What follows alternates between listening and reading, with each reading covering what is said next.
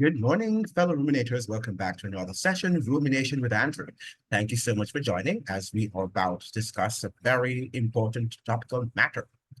Now, this morning, we are going to talk about two things that I have just come across from the news coming out of Jamaica, that is.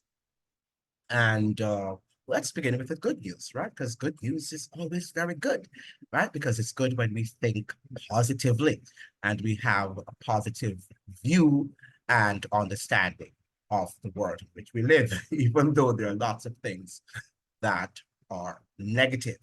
We are surrounded, right, by a soup of negativity that is happening within our cultures, our different cultures, the cultures of the world. Now, this headline came from the Jamaica Observer, which says Dominican Republic, a golden opportunity for exports.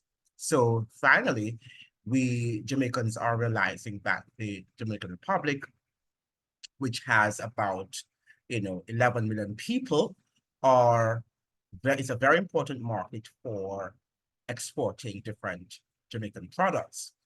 Now, president of the private sector organization of Jamaica, PSOJ, that is Mary Siaga, maintaining his advocacy for Jamaica's becoming an export-driven economy, on Thursday pitched to the Dominican Republic as a golden opportunity for local companies to boost export.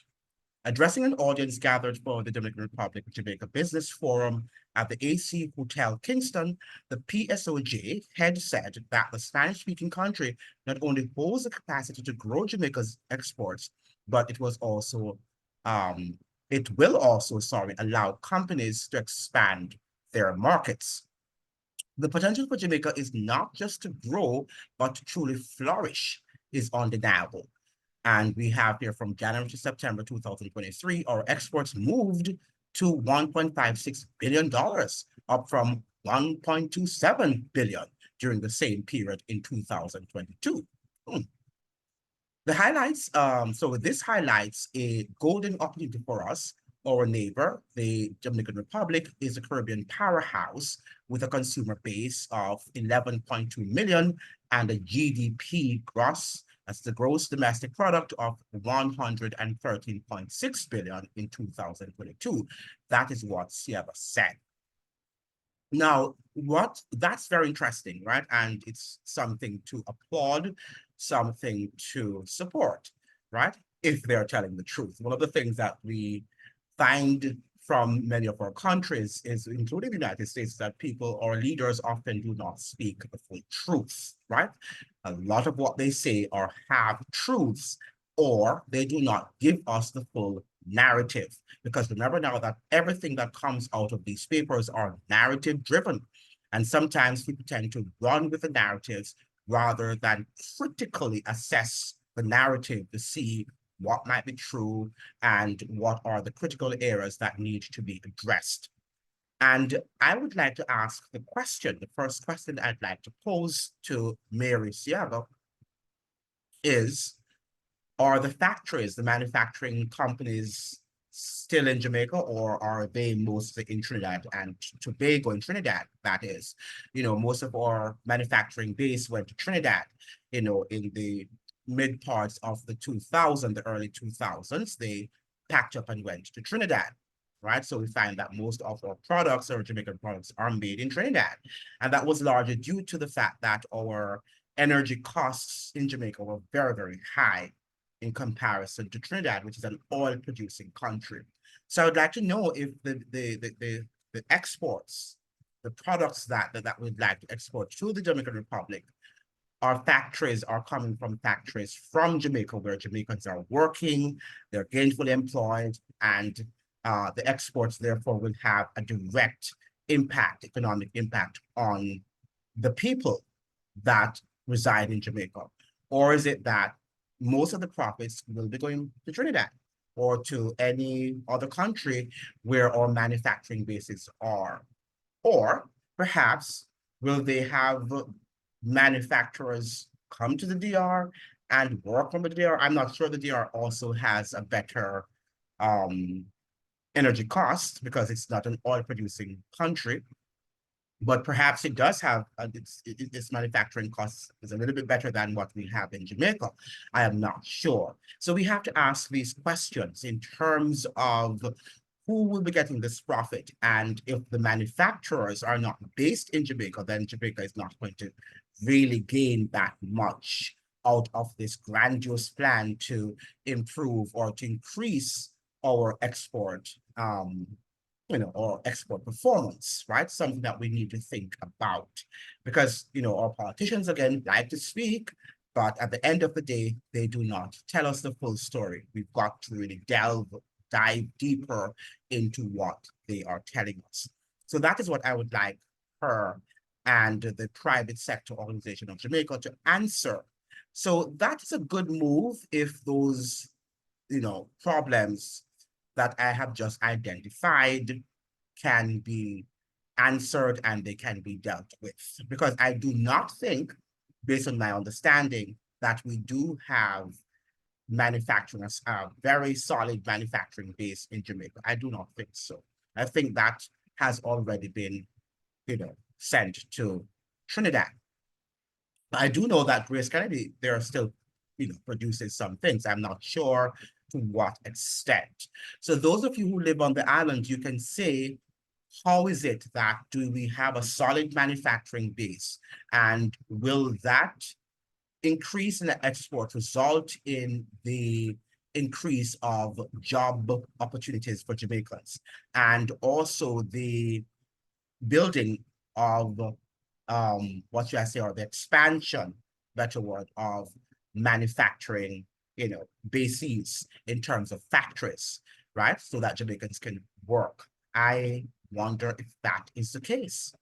That would be good if that is in the plans as far as Mary Siaba and the private sector of Jamaica are concerned. So that is what I thought about. I don't think that there's anything. That's a good move, as I'm saying again, a good move, a positive move, if these concerns can be addressed, right? And addressed in a transparent manner, right? We have too much obfuscation in Jamaica and people don't know what is happening and people like to talk, but really there's nothing behind what they say. Or governments of the world tend to do that now and keep the people in dark while they are pretending as if what they're doing is, improving the economic prospects of the citizenry, something that we need to think about. Now, the next matter I'm going to talk about in this video, let me just make this video as brief as I can, right? So let us look at this article that came out of Jamaica again, and it's from the Gleaner. And I would like to share this article with you that came from the Gleaner, because some of the things I see coming from the Gleaner and from, out of Kingston, I really wonder what is going on in that country. But let's look at the Gleaner and see what they are saying here. So we have here, I want the world to understand the importance of dancehall culture. And that is coming from she's a professor, Donna Hope's launches Dancehall Queen, Erotic Subversion, right? So this is a professor from the University of the West Indies Mona campus in Kingston, Jamaica.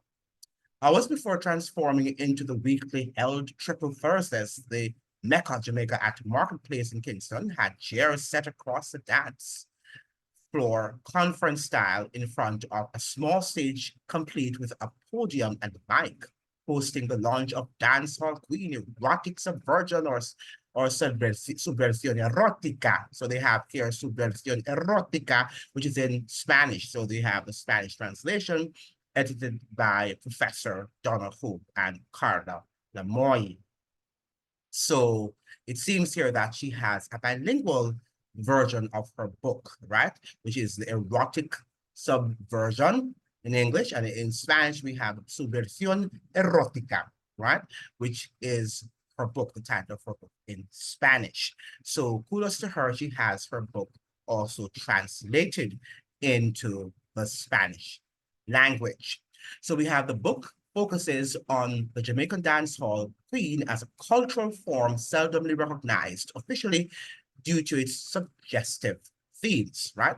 So it has, because of its suggestive themes, it means therefore that it's not formally recognized. It's the subculture. It should be officialized, right? And become a part of the dominant culture. This is what she is asserting. It is first and foremost a response to the lack of literature documenting indigenous cultural forms and expressions. What are the indigenous cultural forms and expressions that she's talking about? A senior lecturer at the Institute of Caribbean and Reggae Studies, ICS, at the University of the West Indies, on campus, its addition to Hope's extensive bibliography addresses this need. It is a fact that her colleague, Dr. Dave Goss, director of ICS, who gave his greetings earlier in the program, noted. Goss spoke to Hope being one of the most published members of the ICS faculty and helping to expand the literature of local music, dancehall, and fashion in the process. So he's saying that she is widely published, right? Extensively published, this Donna Hope lady. Speaking to the Gleaner, Hope said there were more titles on the horizon. I have a lot more work to come, and I'm encouraging my students here in Jamaica and researchers to write more about dancehall culture, because that is what it is about. And very soon we can call the University of the West Indies the Dancehall University, because that is what is going to get the title that she's working on eventually. The University of the West Indies can be officially titled the Dancehall University, because that is what it's all about. Entertainment, and entertainment goes from the top to the bottom. We just like to party, and there is nothing that speaks about the decadent nature of dancehall culture. It is to, right, to elevate dancehall on a pedestal that perhaps is equivalent to the Bible. I'm not sure, this decadent culture that she is promoting, right? But that is what we like, and these are the things that we embrace, and yet we talk about, while we lack values and attitudes, and our crime and violence, is out of whack, and we can't control it, and yet still we see the elephant in the room, and we want to ignore that elephant. A humongous elephant is in the room, and we just like it. We just like to ignore it, right? While it's wreaking havoc and destruction in our culture, all right? But let's move ahead, right? Because we think we're intellectuals, right? When we're just mere dunces. Now, if you realize they don't talk about dance hall to say it is dead, so we are way ahead of that. Dance hall is over 40 years old, and we need to put down more written work. The lecturer and sociocultural analyst said, she's a sociocultural analyst. The titles that we like, and sometimes you really, really wonder what about what she's saying here is sociocultural, or it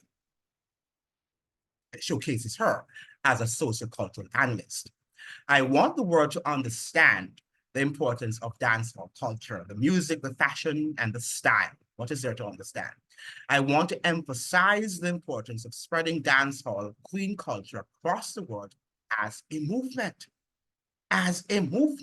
So Donna Hope wants to, spread, as it were, wants to diffuse this Jamaican culture, this decadent Jamaican dancehall culture and its queen, right? The queen culture across the world as a movement, because again, it is this feminism ideology that has pervaded the universities. And they think a lot of what they are doing really are promoting women and elevating them to equality, right? And to show them that they are equal to men, right? And this is the sort of way in which that can be done, right? To have women gyrating their bodies and behaving in unseemly manner, right? And that is what we call, a solid cultural expression. And it is the only way in which women can be elevated. And it is a movement, right? It shall become a movement. This is coming from the University of the West Indies, Mona campus in Kingston, Jamaica. This is 2024, and this is what the university has to offer a country that is socially and economically backward, right? And you really wonder, why are we socially and economically backward? But when it comes on to what this lady is saying, you know why we are lagging behind, right? In every aspect of our lives. Now, as a bilingual book, also written in Spanish, Hope's newest publication is a testament, rather, to how far-reaching the culture is, right? Culture is far-reaching, but what aspect of the culture is far-reaching? Is it talking about the fact that we are an export-driven economy, that we are, for the large part, an educated society, right? Or is it talking about just some dysfunctionality? We are actually exporting the dysfunctional aspects of our culture. That is in no way uplifting. That is in no way uplifting. This is just mere entertainment, right? But there's nothing solid about it. And it is not going to generate the level of respect that people demonstrate towards culture that are progressive. And Jamaica by far is not a progressive culture. It is more of a regressive culture, because we're moving back to the plantation. We're moving our people back to the slave plantations. And that cannot be progressive, because her intellectual acuity here is not that impressive, nor is it progressive. The launch saw Mexican ambassador to Jamaica, Juan Gonzalez Mijares, speaking on the emergence of dancehall queen contests and culture in Mexico City. And we cannot forget that Mexico City is another violent city of the world, right? It's known for its violence and its vices, right? So just to make the connection there. The sharing of culture in the relationship between Jamaica and Mexico is vast, according to him, and further speaks to the demand of the academic recording of dancehall and its translations into the other languages. This process is well underway. Hope shared that the book is widely available. Dancehall, Erotic Subversion, Subversión Erótica, is available in over 30 countries all over the world. So that makes her important, right? That makes her important. And we really, really wonder why our culture is not moving ahead. We really wonder why Jamaica lags behind. And all of the money that taxpayers have to spend to support this university, the University of the West Indies Mona campus, this is what we can produce, right? And this is what we are showcasing to the world. This is a sort of scholarship, which I call scholasticism, that we're actually demonstrating, and it's on display to the world. She also spoke of how the Spanish translation came to be. Many of the Spanish speakers don't have any material like this. They're grateful for the work in Spanish, very grateful. I had already published one of my articles in 2011 in Spanish with one of my collaborators from Venezuela, dancehall queen, erotic subversion, subversión erótica, co-editor Carla Lamoy, right? So this is, and we know that Venezuela is also another culture that is extremely violent, right? So we're talking about violent cultures, and we're uniting with them, right? And Jamaica is exporting its violence and its social decadence, right? The level of social decay, that is what we are more interested in exporting to the world, because it's Jamaica to the world, and we love it, right? We love it. And very soon, people are going to turn on us, right? And that is why we have to do that which is right, not that which makes us popular. And people will like you, temporarily, because that is what he's gaining this high now, because people seem to be liking it. But as soon as they see the cultural decadence, they are going to begin to, and they come to grips with the realities, they're going to blame Jamaica for exporting this level of violence to their countries, right? And she needs to understand that. So while she's on her high now and she thinks she's so important, that's the Donna Hope, she will have to understand that very, very soon, some of these people are going to talk about the negative influence of dancehall music on their different cultures. And she should be a little bit more intelligent to understand that, right? It's a shame that we have a professor from the University of the West Indies, main university in Jamaica, right? Speaking nonsense like this. It is an utter shame. Professor Hope's book also sought to give back power to the women of dancehall who are demonized for expressing their sexuality in the way that is customary in the cultural form, right? So now we have made this very, what should I say now, inferior aspect of our culture, because it's inferior. It should be promoted. All of our vices and our inferior characteristics should be promoted and should be mainstreamed, right? This is what is coming out of the University of the West Indies Mona campus, right? A dearth of scholarship. We do not have scholarship at the university that seeks to promote Jamaica and to help to uplift its culture, right? What we have is an abundance of scholarship that seeks to denigrate. Is it denigrate or denigrate? Denigrate our culture, right? Thinking Spanish, right? That seeks to denigrate our culture. That's the word, right? Not speaking Spanish now, right? So that is what we have, an abundance of scholarship at the University of the West Indies that seeks to denigrate, and to degrade our culture, as it were, right? The encouragement was echoed by Minister of Culture, Gender, Entertainment, and Sports, Olivia Babs Grange, in her remarks at the launch. Grange, who has her own history in the dancehall through her experience as an artist manager during the golden age of the genre, recalled the vibrant expression of dance and music before it became widely sexualized, and about the women such as herself who found fulfilling careers out of dancehall.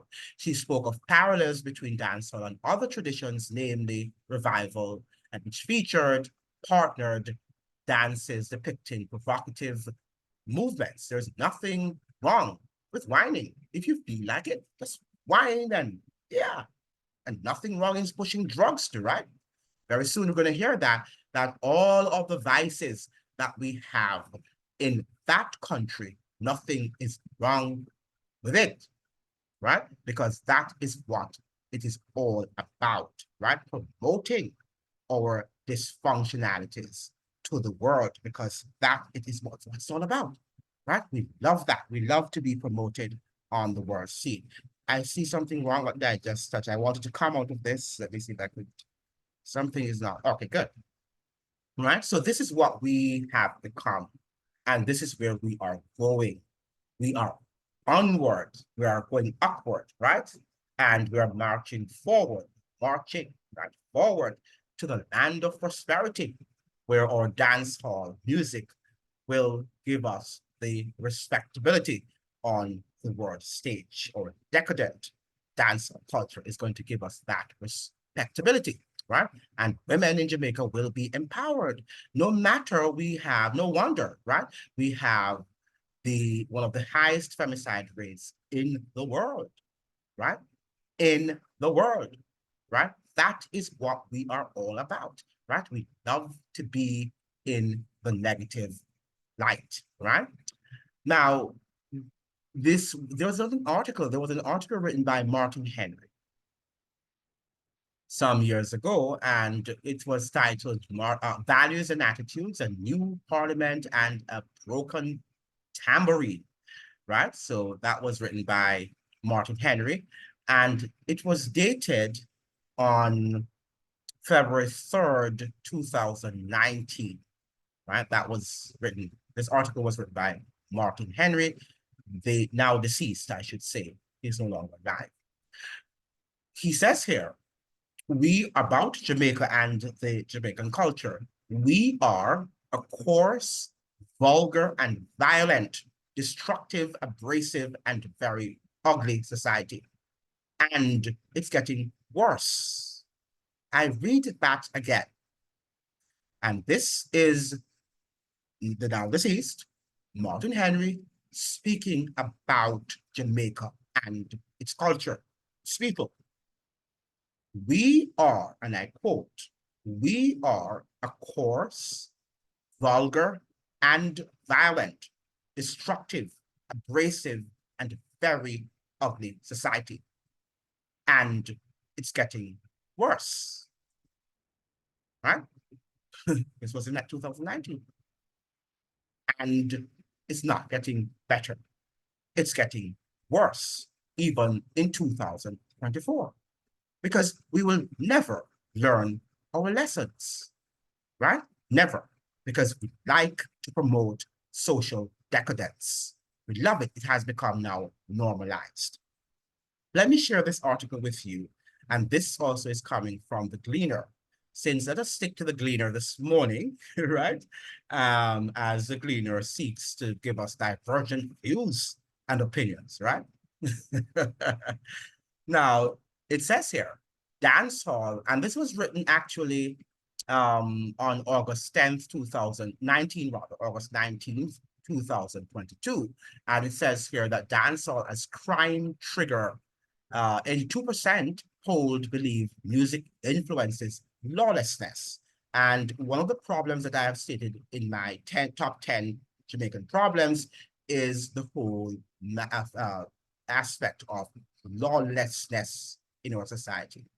There's too much lawlessness in Jamaica, and we've got to correct it.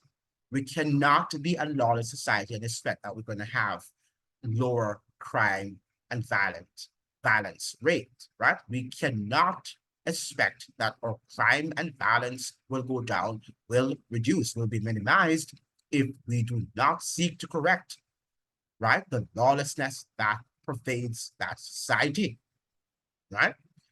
Despite strong public sentiment that dancehall music fuels criminal behavior in Jamaica, an Anglican priest and human rights advocate, because these are what the human rights advocates are all about, is insistent that proponents of that view are scapegoating the popular genre.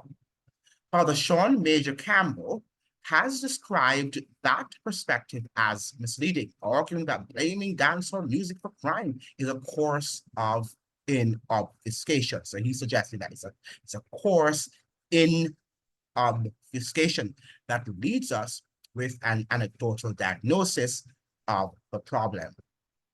And this is what happens in Jamaica. People like to sound as if they are intelligent, and they like to behave as if when they, give you contrarian views, that should be something to be thought about, and that is the answer. And when, of course, the problem and solution are staring us in the face. We know that dancehall music glorifies our dysfunctionalities in society, right? And the vices that people are predominantly engaged in, right? We understand that. We know that. That is, well, we should say, it's self-evident, right? It is a self-evident truth, right? It is a self-evident truth. We don't need to dive into research. You can do it to corroborate it, to cement our understanding of it, right? But we understand that is a self-evident truth. And I have people talking to me about, having dancehall music objectifying women, but it's also a source of empowerment, right?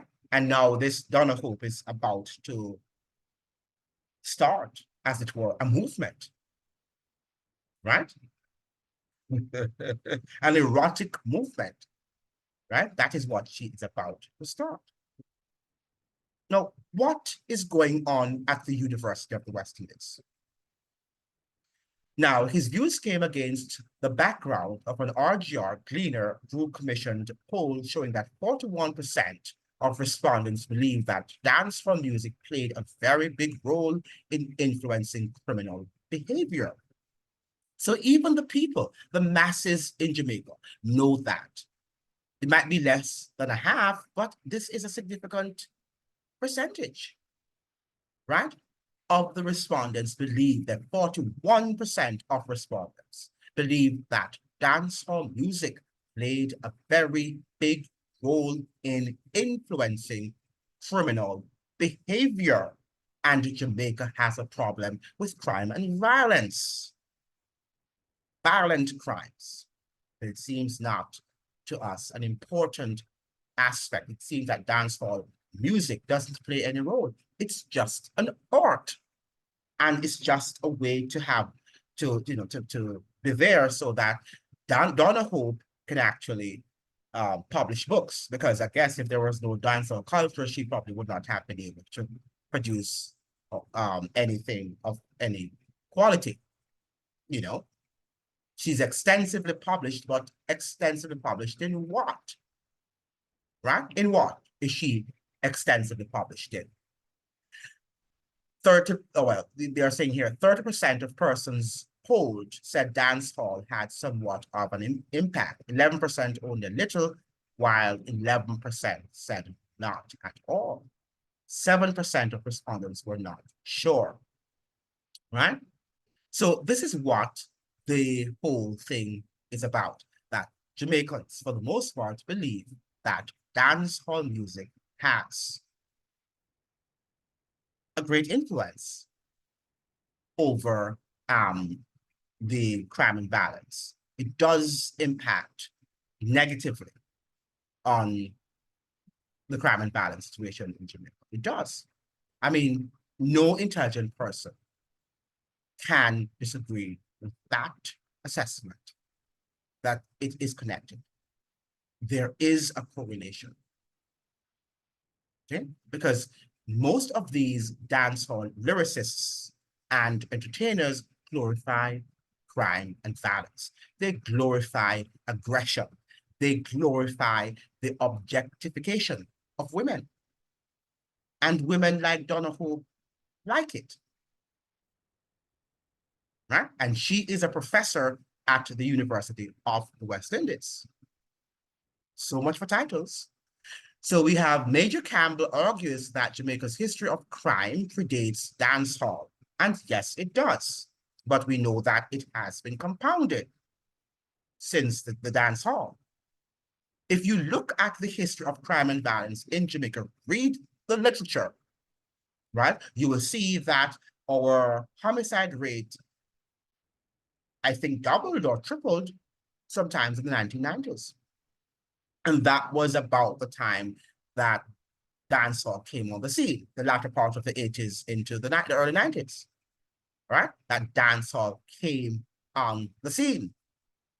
So we've got to make the correlation. We've got to make the connection, right? But we are not desirous of doing that. Because one of the things about us as a people, Donna Hope, which I'm sure is coming from the brothers of the working class, I've heard her story, right? She's not concerned about people whom she has left behind. She's not concerned about that. She's only more concerned about, just like what our slave masters would do, they would just go and observe the culture, as it were. Let's observe the people, the large masses, right, whom she has left behind. Right? That's what she's doing. So she says that when her free time, she goes to her parties and her dance or sessions and she whines and she dines, right? Because nothing is wrong with whining. Well, she wasn't the one who said that. It was Grange who said that, but I'm sure that she also embraces that thought process. Major Campbell argues that Jamaica's history of crime predates dancehall, noting that the country continues to be divided on its manifestations in society. right? He said that some people even use religion to bless some forms of domestic violence, right? Doesn't mean that it's right. And that is why it should be said that it is wrong. If religion is doing that, then we should call out religion for doing that. If dancehall is doing that, then we should call out dancehall for doing that, right? The same thing with slavery. Religion was used, was interpreted, right? These slave masters used the Bible as a fad, right? They used it and interpreted it. They distorted the word of God to justify slavery. But those of us who read the Bible know that they were lying and know that they distorted the word of God and that people call them out on that. That is wrong. What they were doing was wrong. What we're doing now is the opposite. Glorify immoral acts. That's what we're doing, which is tantamount to slavery, because we're keeping the minds of our women and the populace in general enslaved, right? Donna Hope, a professor at the University of the West Indies, that should be a symbol of enlightenment in Jamaica, seeks to send our people back to the plantation, right? Emancipate yourself, Donna Hope, from mental slavery, because that is a form of mental slavery. But Winston W. Powell, veteran owner of sound system Stone Love, is adamant that the contents of modern dancehall have contributed to crime. Listen to this again. But, right? No. Sometimes I do wonder, I do have to wonder. Let me not say what I have to say. But Winston W. Powell, veteran owner of sound system Stone Love, and obviously he was a dancehall advocate. Maybe sometimes in the future, I'm not sure if he still is adamant that the contents of modern dancehall have contributed to crime. This is a guy who is a promoter, was an advocate, or perhaps is still an advocate of dancehall music, because he was or still is the owner of the sound system Stone Love, right? And he is intelligent enough to know that the contents of modern dancehall music contribute to crime. And the professor, who has a PhD, cannot make that connection. Now you tell me, where are we going as a nation? Right? And she comes on TV, Donna Hope, on the CVMs and the TVJs, and she projects herself as an intellectual. And the journalists sit there and they just, have her make her outlandish statements, right? And nobody pushes back, because that is how the system is set up, right? That is how the system is designed to have us go back on the plantation, to return us to the hands of our former slave masters. And Jamaica doesn't have to talk about developing this economy. All it has to do is talk about dancing and having fun, right? It doesn't have to talk about developing and having what you call a high culture. All it has to do is to just lower the standards. And I don't know, quite frankly, how lower the standards in Jamaica can be, can be lowered. How low can we get, right? Because we are very, very low right now. The culture is almost sinking, drowning in a sea of ignorance, right? Drowning in a sea of, and I would say both in a sea of ignorance and arrogance, because I'm sure if Donna Hope had thought about what she's doing more, if she had done much deeper reflection, would understand that what she's doing is not going to result in the attainment of a higher culture. Neither is it going to empower any of the women that she thinks that she's about to empower, because she's about to start a movement, right? He argued that some dancehall artists who rose to stardom assumed the profile of crime bosses, right? They become dons. This is what the guy is saying, Stone Love owner. They become dons in their own way, right? And they Lana Don and Donna Gun and all the nonsense that they say, right? I don't know how people embrace dancehall music for the life of me, but that is where our culture has and is right now. Our culture is in a very, very sad state of affairs. They become dons in their own way, and we all know how dons operate, Powell said in a Gleaner interview. However, dancehall promoter Sean Contractor Edwards argues that music of itself is not the driver of crime, right? So this is what university, the ideology that University of the West Indies is promoting. There are thousands of people who live in inner city communities who listen to dancehall songs and are not violent. And we know that, he noted, but we always have noted that it's the minority that, if they have a sway over the population, control the population. We know that Jamaica have most of the population, do not belong to a gang or gang members. But the fact of the matter is that the gangs that are there do have an inordinate amount of influence on the population. So we need to get rid of this, because we know that the dancehall culture is what is in the media, is promoted. The people who are not violent are not the ones who are promoted on TV, right? They do not showcase the people who are non-violent on TV for the other population to see and to embrace. They strengthen by showing us constantly on the airwaves and on television these dancehall musicians and entertainers and the crappy music that they produce, right? So that is what we need to understand.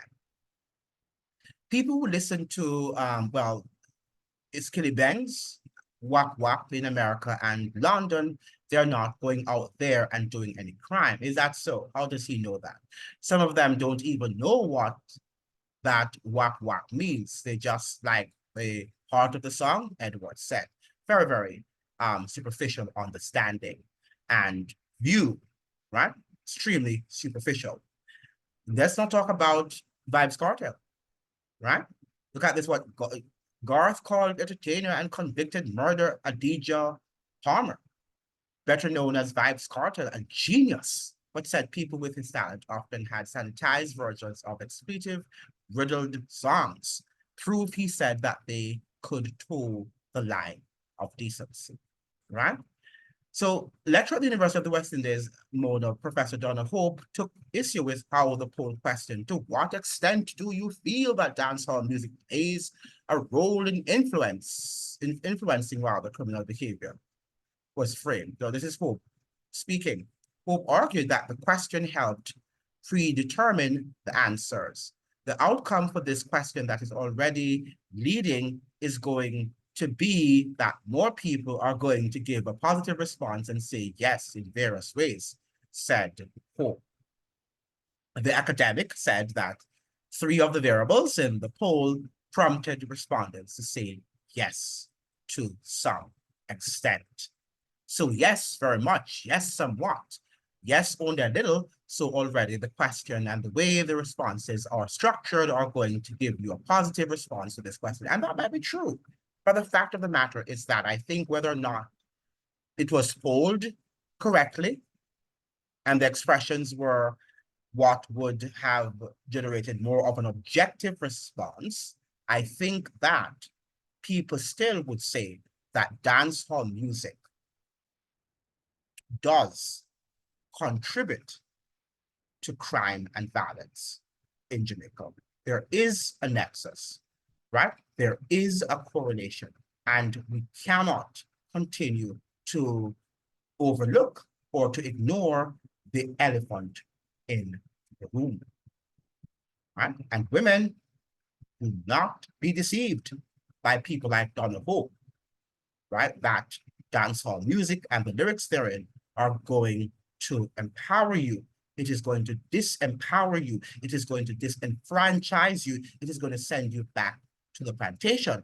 And men are not going to respect women who continue to gyrate their bodies and behave like some, objects. They're not going to respect you, right? Women, you have to have and you have to demonstrate a higher sense of respectability, right? And it's not what the dancehall music is portraying. It is not helping to empower women, right? The dancehall music is not helping to empower women. By the way, the dancehall queen, for the most part, based on my understanding, I don't know much about dancehall in terms of the inner activities. I only hear the music, the lyrics from the music, and I know that that is not music I want to listen to. But my understanding is that the dancehall queen, a few of the literature that I have read, that I have been exposed to, is coming from the middle class too. The dancehall queen, most of them come from the upper or middle echelon of society, right? They're not coming from the lower class. So those people, the dancehall queens, are not necessarily, people who have to contend with the negative social consequences of dancehall music, right? So what is empowering about that, right? What really is empowering about dancehall music, particularly for women, in a country where femicide, the rate of femicide, is disproportionately high for a country that has only 2.8 or 9 million people? This is what the University of the West Indies Mona campus in Kingston, Jamaica, a full professor, right? She is a full professor, a professor at the University of the West Indies. This is the cultural contribution that she can offer to her island nation. What a disgrace. What a disgrace. Thank you so much for joining.